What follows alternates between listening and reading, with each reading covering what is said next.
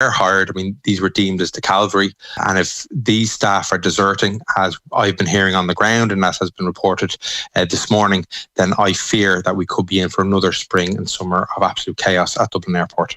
The Road Safety Authority says there's a spike in collisions on Irish roads on Sunday afternoons. It's urging motorists to slow down, wear a seatbelt and to never drink and drive this bank holiday weekend. The RSA's Brian Farrell wants those heading out tonight to have a way of getting home organised beforehand. If you're planning to head out, plan how you're going to get home, especially if you're going to be drinking. So organise to leave the keys at home. Don't put temptation your way. Get a taxi, a hackney, designated driver, get a minibus. But whatever you do, don't get behind the wheel of the car while intoxicated, whether to drink or drugs. That's your news. More in an hour.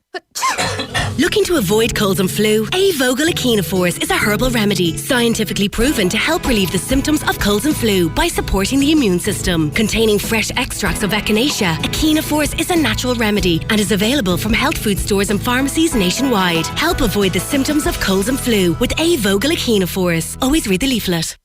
News Talk weather. Thanks to Ryanair. Cheer on the boys in green with Ryanair's low fares to Rome or Edinburgh. Mostly dry with a mix of cloud and sunny spells today. Highest temperatures of 8 to 10 degrees. And now you're up to date on News Talk. Off the ball. This is News Talk. Welcome along to this Bank Holiday Sunday Off the Ball. Will with you between now and 7 p.m. We've got two live Premier League games coming up. Nottingham Forest against Leeds from 2 p.m. Leeds hoping to win at the City Ground in the English top flight for the first time since 1971. While Man City have never won at the Tottenham Hotspur Stadium, the new home of Tottenham. But if they do so, they can cut the gap at the top of the Premier League back to 2 points after the leaders Arsenal lost against Everton yesterday. We're also going to be looking back on the Six Nations in a moment and the Sunday pay-per-view, which is already available on our YouTube. That is Off the Ball with Gavin Cooney and with Kieran Cunningham. We'll have some of the snippets of the best bits a bit later on in the programme. I'm delighted to say that Brent Pope is with me to have a look back on the opening day of the Six Nations Championship. I mean, here's the thing, Brent. Ireland up and running with a victory. The cruise in Cardiff, I think as they called it, or Ireland off to a fleer, as some of the newspapers put it, with Josh van der Fleer after getting the fourth try. It was a game that was essentially over after 25 minutes because of the quick start that Ireland made and how slow Wales were at the block, really.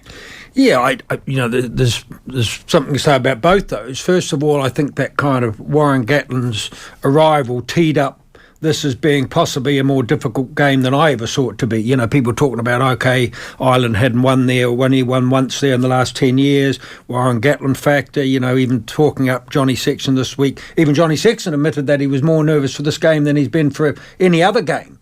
And it was probably due to all that hype. And then suddenly, 10 minutes into the game, Ireland are 2 scores up and you don't think there's any way back for Wales. And that proved to be the point, that there was no way back for them. I did think Ireland was slightly flattered by the scoreline at the end of the day, because I think if Wales had got over there at certain parts of the game, got a try to bring it back to maybe 20-10 or 27-17 when they were doing well in the second half, could have been a different game. But I mean, I thought Ireland for the first half were magnificent. You know, I've always looked at rugby all my years of punditry from the half glass full rather than the half glass empty. You know, I left that to George. But I've always believed that that this is a Grand Slam year for Ireland. Nothing has changed and everything, so I think they'll beat France. And I know people will come on saying, you know, don't start getting carried away in that. But why not? You know, Ireland are clearly, in my opinion, you know, 1 or 2 in the world at the moment, playing at home against France with a few injuries. And my way of looking, my only concern is a bit further down the track. We can talk about that a bit later for the World Cup, because I think, you know, do you go after a Grand Slam year and then go in as red hot favourites to win the World Cup and then come unstuck at the quarter final when they're probably going to meet either France or the All Blacks, depending on how that draw goes? But just on a game-to-game basis, I thought the first half was magnificent.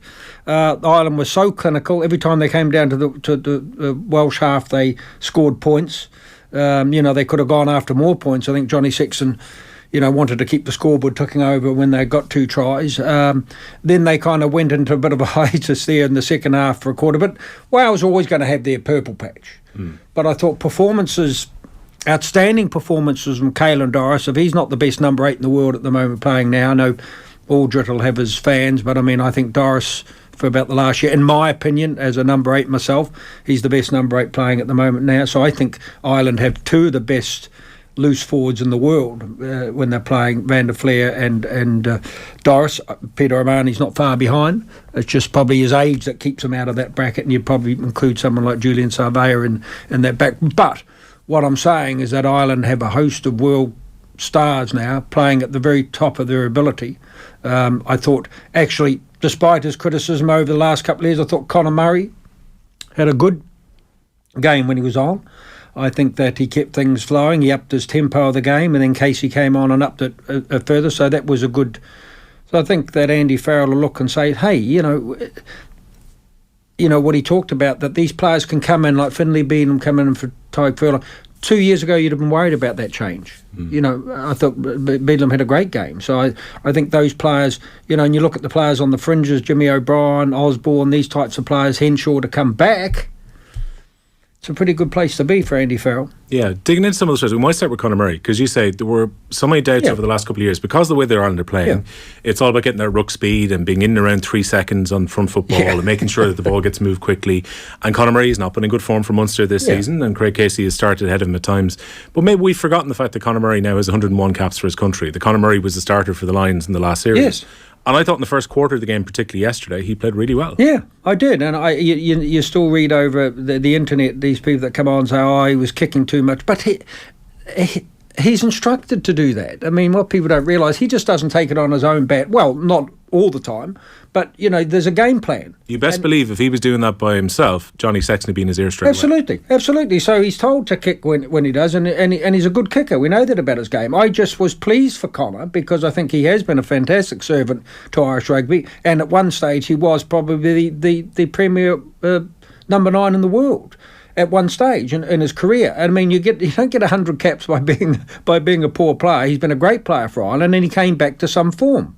I think that it's difficult for him too, because he's probably playing 2 different types of patterns, the way that Leinster would play in the provincial championship and the way that Munster would play. So, bringing all that together. But I think it was a pleasing aspect for Andy Farrell in this year in particular, because we had worries. My worries going into the World Cup and even into the Grand Slam was around, did we know who our second out half was, now that Carberry was deemed to be out of the squad situation? He could come back in, and then who was our backup scrum half, and then who was our backup cover for props for Furlong especially. And I think that Finlay Beedham has improved out of sight in the last couple of years, so he fills that role, and he'll obviously go to the World Cup barring injury. And I think then Conor Murray proved enough yesterday to say that debate is still out. There's a number of scrum halves that could come into that list, Luke McGrath and these types of players. But I think that, just based on yesterday's first half performance, I'd agree with it. I think Conor Murray, ran things well. Yeah, because that temptation would have been there, I think, for the Irish coaching team. Like Powis and Casey have played a lot of rugby for Munster. And they're younger. Yeah, and Murray's been on the bench, and they could easily have gone, let's put Casey in. He's more of a like-for-like replacement for Jameson Gibson Park. Yeah, absolutely. But at the same time, they probably leaned on it and went, hey, roof's closed. This is a Welsh team, 8 guys over 30. Cardiff's been a difficult place to go. Let's put Murray in there and use his experience. And I like that about Andy Farrell. I'd have to say I'm a huge admirer of Andy Farrell. I had my doubts, like everybody else. I had my doubts whether people could pick up the crumbs of a Joe Schmidt era that had been so successful. Especially when he was so associated with the defence of that team too. And Joe was a dominant type of a character. But what Andy Farrell has brought, I saw it out in New Zealand. I saw this. I always look at coaching. When people ask me about good coaches, I can always see the great parts of some coaches and the not so good parts. Every coach has their vulnerabilities. Every coach has their failings, in a sense. And I liken it to a big pizza slice. Who has the most slices to make up the full pizza? And Andy Farrell has a lot of those slices. He's a good guy. The players like him. He's very, very positive, which is I like about him. He's very, very positive in his speak. Even saying yesterday, look, we had a magnificent build-up to this game. He wasn't offering any excuses. Other coaches might have said, Gibson Park pulled out the morning of the match and, we're a bit disjointed and we've only had 10 days together. And some players haven't had a lot of game time, like James Lowe and other players. But no, he just approached and he said, look, our build-up in Portugal has been fantastic. Everybody's on board to the way we play it. We've now got a situation in the Irish rugby where it's seamless for players to come in. They follow the pattern, they know the pattern, and there's no dipping in form. So I think he's done a magnificent job. And I don't throw that word around lightly, but he has. To get, I suppose, to keep things going and not in there to build on what Joe Schmidt had done, because this team is not just 2 or 3 years in the making. This team is 6 or 7 or 8 years in the making. I appreciate that the coaching team and the players will always say Wales is the only game that mattered. Who cares? It's a World Cup year. We need to win the Six Nations absolutely. First. And that's true. But at the same time, when you think about the World Cup further implications, so there were so many Lions players that weren't available yesterday. And then you lose Jameson Gibson Park, you lose Cian Healy on the morning, it would seem, to those hamstring issues. Already, Robbie Henshaw and Tyke Furlong have been ruled out of the game. You mentioned Finlay Bealham and the way he's come in. I think, again, that was a reward for a player who's been in good form. In good form. Scored a hat-trick for Connacht against Newcastle a couple of weeks ago. I thought he played very well in November. And yesterday he got through all the solid work. No problem with the set piece whatsoever. And he made, I think it was 13 successful tackles during the game. He got through a lot of work. But he was selected on form. And, I'm not saying that Andy Farrell picked totally on form, because otherwise Jimmy O'Brien would have been in probably before James Lowe. But I think that Andy Farrell has that good mix. I talk about the pizza slices. I think he has a good mix of being loyal to players like Conor Murray and James Lowe and whatever, to say, look, you've done it for me before. And so he's taken a bit of something out of Warren Gatland's coaching playbook by saying, look, Conor, I know what you can do. I know what you can do in the red heat of Cardiff, because you're right. It's a very difficult place to play when the roof is closed and you have all the atmosphere and that around the screaming Welsh fans or something like that. So that's why he played Murray, and I agree with that for his experience. But he would be looking at that then and saying, okay, in those crucial matches, maybe in the World Cup, that we get an injury or something, and you're suddenly playing France or the All Blacks. This is built for Conor Murray's experience. You can always bring Casey on a later stage. He might elect to start Casey, who knows? But it just gives him safer options. Like I think that Ireland are at a situation that no other team in the world are at the moment. Meaning that I think that it's who to leave out for a World Cup rather than who to bring in. Who are your wild cards? Every other union I've spoken to are people from countries around the world. They're all saying, look, this player could make it, this player might make it. You look at Australia, South Africa even. None of these teams have their I suppose, their team on paper already for the World Cup. I think Ireland does, really. Is Osborne the only real kind of... Yeah, I think, I'd agree. I was just talking to Luke Fitzgerald the other day in an interview I was doing, and I was just talking to him. I said, who are your wild cards? And, he struggled to come up with anybody that would break into the squad. And I said, would it be Osborne? I don't think he felt it probably was, because you've got good cover in that. I think that he would come into the mix if there was a prolonged injury for the likes of Robbie Henshaw, couldn't get back. But I think we're blessed in that area. I think that he would go with Bundyarki's experience, and we saw what Bundyarki can bring to the game yesterday, that physicality which is needed in the World Cup. So I think, based on form, Osborne is exciting. So I don't think really there's, it would just be who's going to be your third out half or your backup out half. Will Joey Carby move back into that with a bit of good form for Munster? Or will he go with, the players that he's... Well, Ross Byrne's the man in possession of the second shot. Yeah, and playing well. Yeah. I'd have to say I'm delighted Ross Byrne got his opportunities, because he has been the inform apart from Johnny Sexton. Well, even over Johnny Sexton, because Johnny Sexton hasn't played a lot of games. But so, yeah, Ross Byrne deserved his opportunity to show what he could do. And then I suppose it's a case of looking at your third option, because you'll have to take 3 out halves effectively to a World Cup. We look at the performance. Bigger throws the stray pass that's brought back by James Lowe. Ireland get themselves into a remarkable position 20 odd minutes into the game, because I think after Sexton kicks the penalty it's 27-3 at that point, and you're wondering if Ireland are really going to kick on and put a big scoreline in. They had to wait until 8 minutes from time for Josh van der Veer to get the 4 try to secure the bonus point, and they had to weather quite a storm from Wales either side of half time as well. Will the coaching team be disappointed that they didn't kick on in the second half, or what was your reading of how Ireland played? I think in a sense, instead of in a backhanded way, I think that Andy Farrell and the coaching staff, and when I talk, Paul O'Connell has done a great job as well, but, and all the staff, I think they'll actually be quite pleased, because you need to have work-ons. You know, it's like golf. You're never going to play the perfect game. So coaches will go back and say, okay, you know, let's analyse the first half and say these are the things we did really well. We scrambled back defensively brilliantly at times. You know, Hugo Keenan got back to save at what looked to be a certain try from Dyer. You know, their set piece was good. They were clinical. They took all their opportunities. That's all the good things. So then you look at the second half and say, what went wrong? Discipline. I think Ireland gave away 5 or 6 penalties on the trot. Porter particularly. Yep, in particular. Some ill-discipline there, some missed tackles, a couple of bad kicks that didn't, you know, they weren't the right option. So they'll look at that and say, okay, but even given all that attack and all that ball that Wales had, you know, and in fact I thought Wales were quite impressive in the back line yesterday at times, and I thought they looked at unlocking Ireland at times, but they didn't. You know, so that was the take on. Then Ireland finished strongly. When the bench came off, made a difference. So if you look at that game in the context, first half, brilliant. A quarter of the match, or maybe a bit longer, where they really took the foot off the gas, but they finished strongly. So if you're a racehorse, you did well. You started well.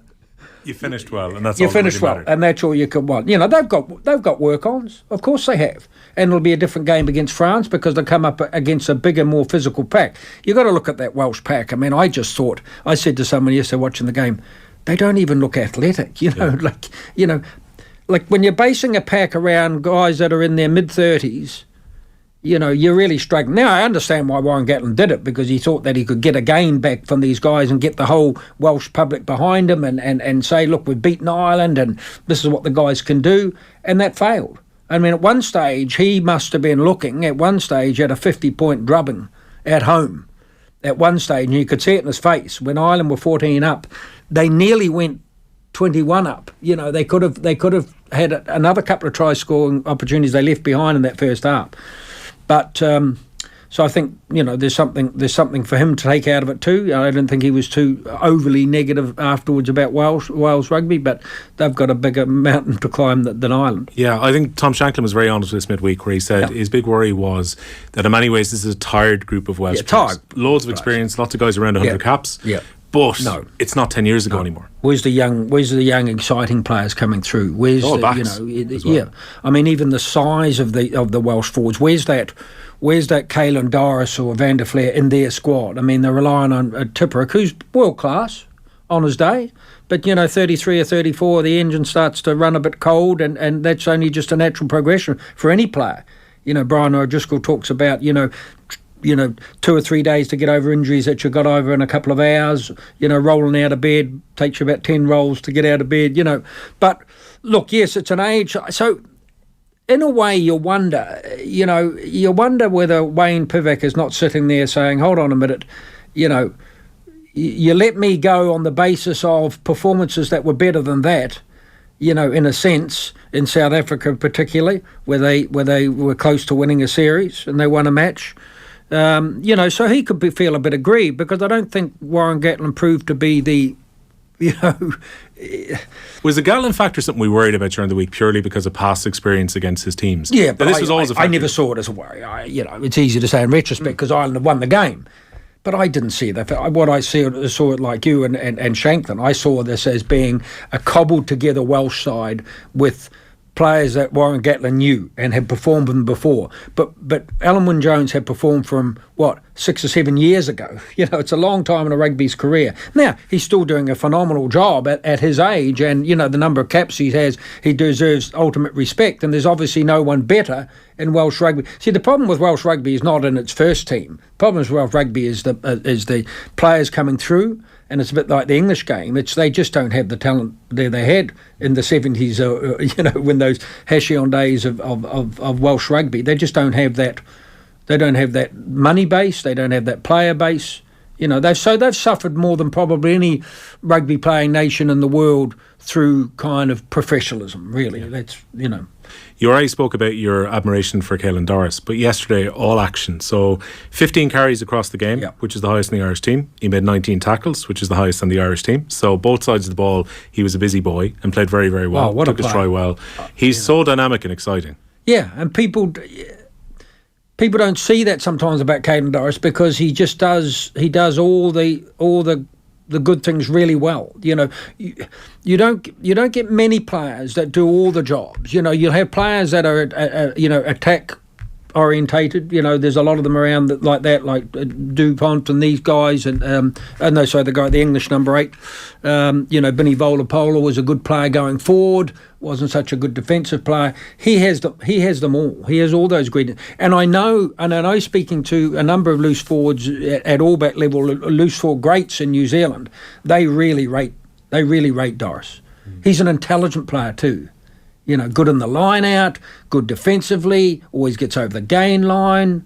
You know, seems I don't know him personally, but seems a great team guy, very humble guy. You know, he's not getting up scoring these tries and, you know, running into the crowd and taking the shirt off. He can play 6. Versatile. I think 8's his best position. I'd have to say, having played those 3 positions myself at a high level, you know, 7, 8 and 6, I think that he's tailor-made for the modern game as an 8. Because he gives you that extra line-out option. He's not a power runner in the sense of, you know, the Vunapolas of these types of guys. Even Aldrich's probably more of a power runner. He gets over the gain line by shifting his feet and body position and that. Every time Caelan Doris takes the ball into contact, apart from a couple of mistakes yesterday, ball in hand, he gets over the gain line. That's all you want from your number 8, to get on the front foot. Understandably, Farrell and Sexton were pouring a bit of cold water on the idea of next week being a championship decider on Saturday at Aviva Stadium. But it is a Grand Slam decider, and it is probably going to determine the championship. Because not taking anything away from Scotland, we'll talk about that. I know we're running out of time, but I mean Scotland will be tricky, and that game in Edinburgh does have banana skin over it, and not to coin an old cliche, but it does. So, but I think that Ireland would have looked at that game yesterday and said, hold on, let's worry about England when in the last game. Let's worry about Scotland before that. Let's worry about France before that. I think the only team they can probably, and it's possibly a little bit disrespectful, let's see how Italy get on today. But I think that would be the opportunity that Andy Farrell might look at giving another couple of players a run in that match, because we are ticking, and I don't like to talk about the World Cup, but we should.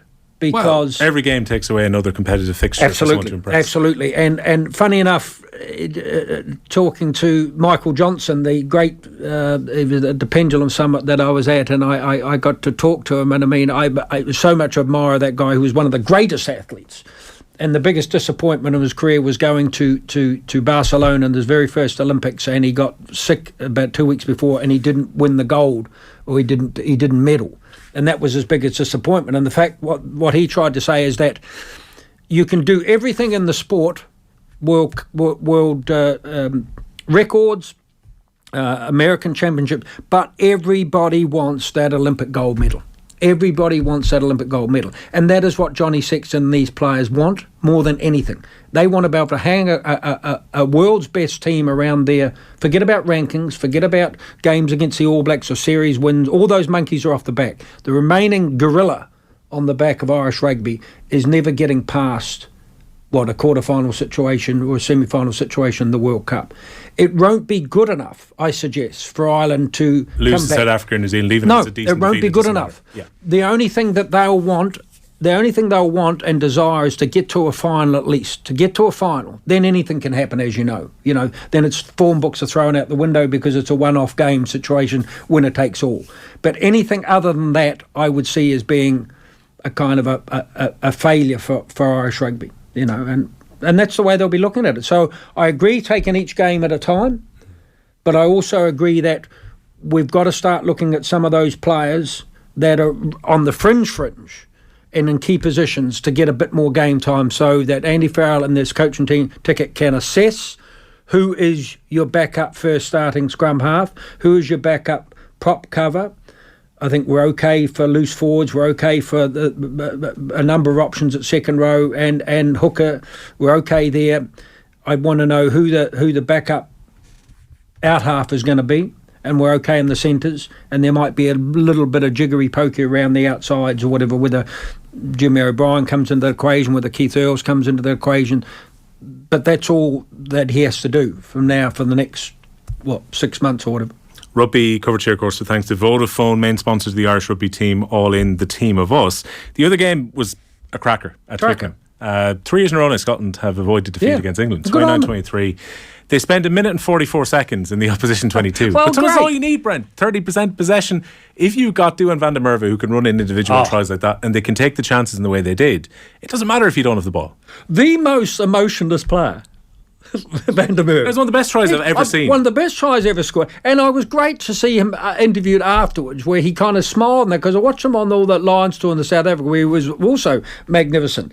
But he just has no emotion when he scores these tries. That was as good a try that you're going to see this championship. Well, it'll go down. It'll go down probably as in the top 10 Scottish tries of all time. Maybe higher than that. But you know, he's such a powerful player. But I really like where Scotland are at. You know, their backline on paper. You know, you look into the World Cup. That's the game that everybody's not talking about, but worries me, because people have to remember that we're in a pool with South Africa and Scotland. And Scotland, I think, is the last game of that pool. So if Ireland were to come unstuck, which they could against South Africa in the pool stage, and not saying they'd be out of it, because a lot of teams lose their first matches, albeit South Africa in the last World Cup, lost to New Zealand.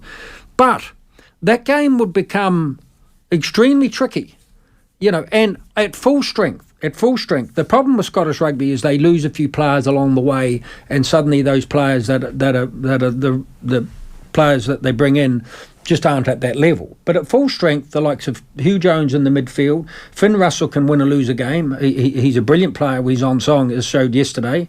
You've got two great wingers in Van der Merwe and Darcy Graham when he comes back.